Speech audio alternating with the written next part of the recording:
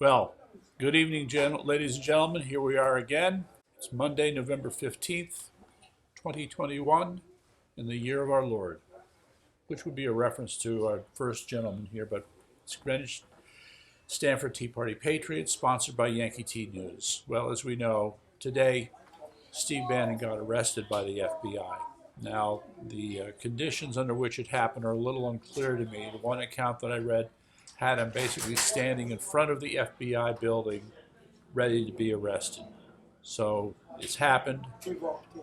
He walked in. Yes. Okay.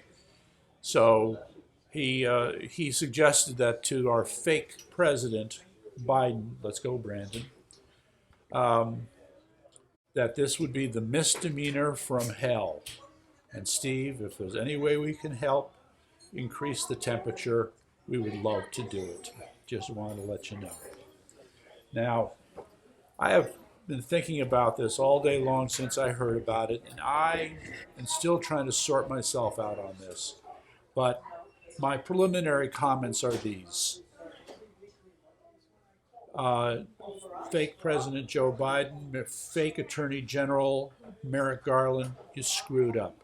If for a moment you think you have demoralized anybody, you could not be more wrong. We're going to double down. Yeah. We're going to double down. And it's not just me. I'm just a guy in front of the camera. All right, moving on. The Kamala dilemma. Well.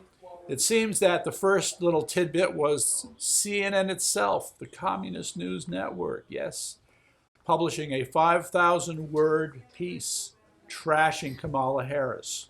So there are just too many things to ignore in terms of what a rank incompetent Kamala Harris is.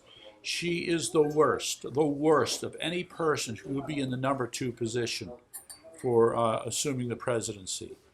The toxic office environment she has, how people aren't able to accomplish anything, the stupid things that she's been doing when she goes on these tours like what she did in France. It's mind-boggling, but it is what it is. So what we have here, and she's just the most obvious part of the Biden administration imploding. Aside from the ongoing faux pas with Biden, these other people, what is his name? Jake Sullivan, the trouble that he's getting into. Yeah, well, so they use words in the article like entrenched dysfunction, lack of focus, that she's being sidelined, and that she is actually bitter about favoritism towards Pete Buttigieg. Now, why would the vice president be jealous about the transportation secretary? This is positively getting weird, okay? Anyway. Because she's a woman. Yes, well, and then the pretense that she's doing something. And so the thing is, her supporters have tried to say nice things about her and suggest she has other roles to play, but enough. All right, let's move on to the next story. Attorney Secretary of State Katie Hobbs, who has done everything she can to block the fraud investigation in Arizona, has found herself in a little bit of hot water because there's a racial discrimination suit where $2.5 million were awarded. So what has Katie got to do with this? Well, I think we're going to find out since it did happen in her office. Anyway, moving on to number 3. Number 3 is Cuba and January 6th. Now, it seems odd that there'd be a connection here, but, you can't help but notice these tiny parallels. If you remember back in July, a large number of Cubans protested the Cuban government. Many of them got arrested. Some of them are still in jail. Well, what's interesting, as a small parallel, it could be meaningless, who knows? But there's approximately 900 protesters, I believe, from January 6th who are in the various prisons in and around D.C. In Cuba, it's about 700 who are in the various prisons. Oh, we beat them. We beat them, right.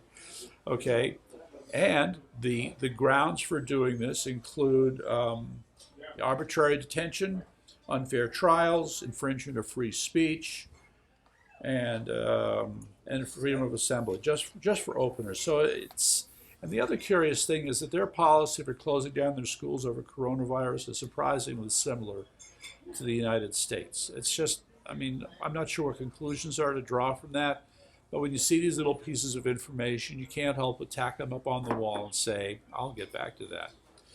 Next is, well. So what started with this was, here, what is it? Yes, Nazi-Democrat parallels. Now, you got to remember that Ann Dufresne, a state representative in Connecticut, spoke up by drawing several connections or parallels between our so-called Governor Lamont and Nazis. So these were historical points she brought up, perfectly valid, but of course it's one of these, quote, cliches that people get very tired of and they get upset when they hear it. Nonetheless, it's worth revisiting. So I came across this Twitter post that just basically listed things where both the Nazis and the Democrats were in perfect accord with each other. Abortion being the first on the list, gun control being another, limiting free speech was another. What's another? Perfect, total control of education, total control of health care, and their attacks on religion. And, oh, that's right, I forgot the last one. They're both socialists.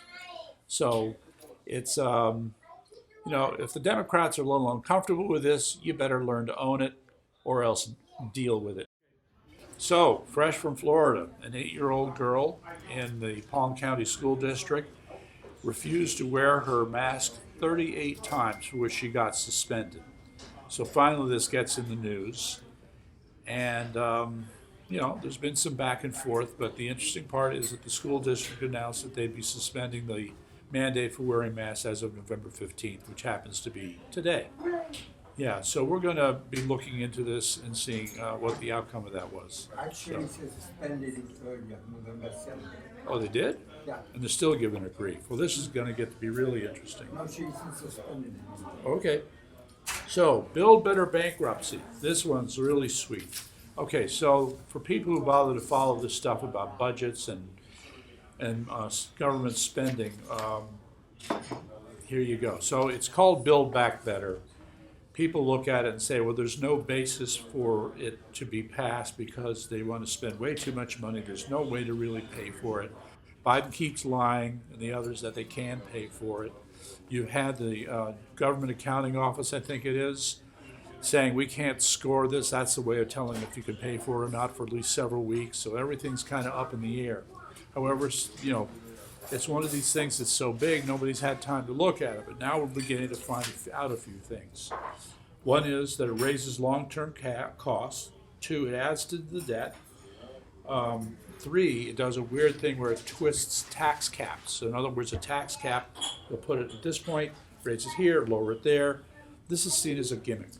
The other is to, what is that? Oh, here, so I got to read the quote. This is priceless.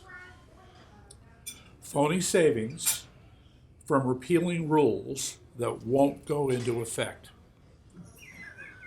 Let me read that one more time. Phony savings from repealing rules that won't go into effect. Okay, as can only be created by our federal government. So it involves these games with changing certain laws, changing certain methods of accounting.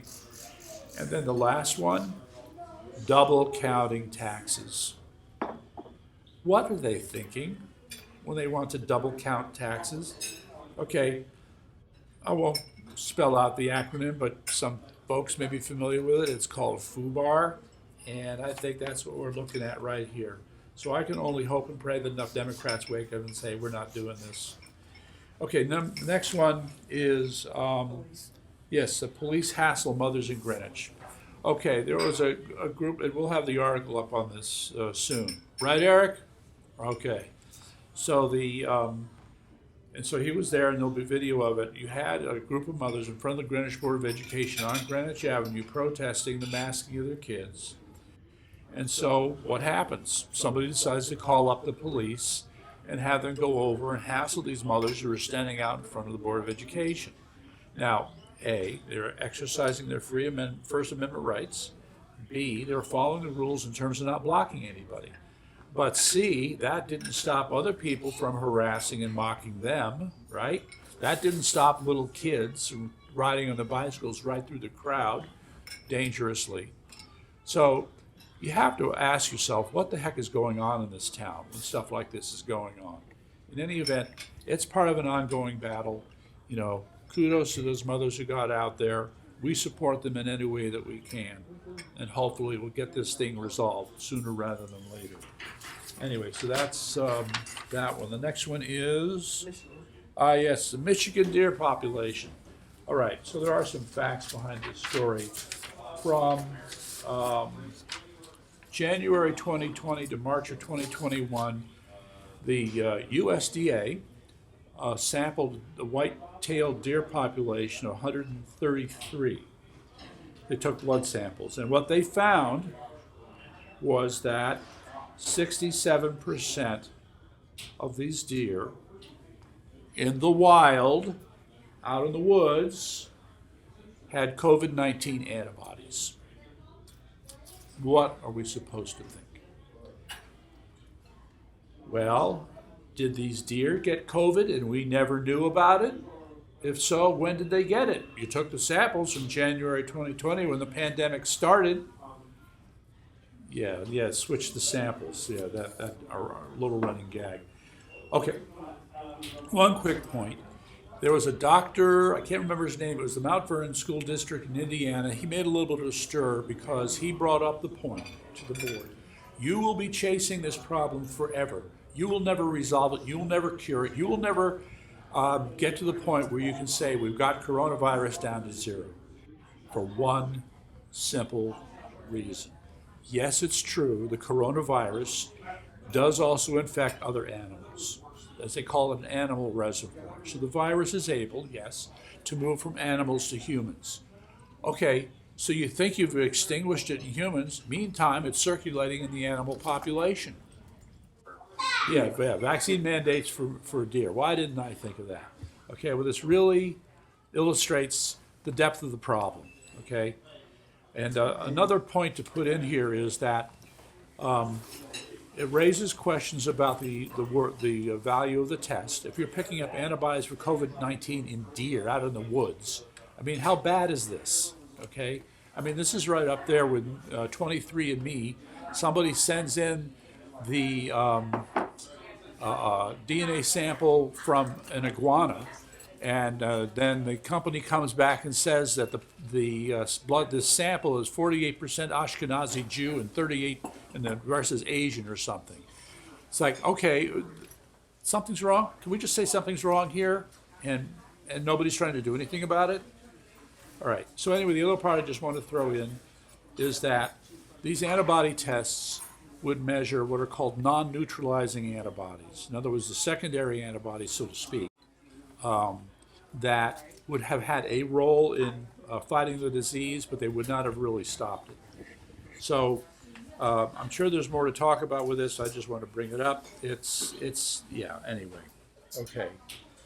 Meantime, I just want to say, I think what a lot of us are seeing is that a surprising number of new groups are popping up in the state all over the place, from one end to the other, all focused on different things, all doing different things.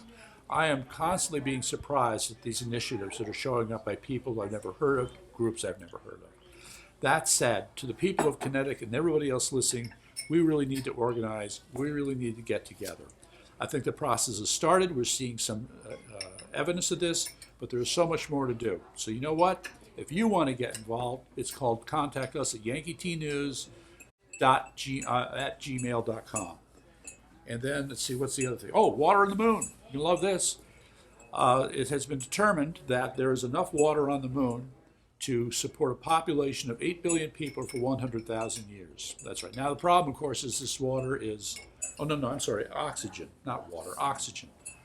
Oxygen, there's enough oxygen in the rocks to do this. The problem is liberating it from the rocks. That's expensive. But boy, that reminds me of a certain Arnold Schwarzenegger movie, Mars. And then the last thing here is, we'll get into the details, but next week we have a special report on a new health crisis. And we will explain this in full detail The health crisis is about rubber beans. Yes. Thank you and see you next week.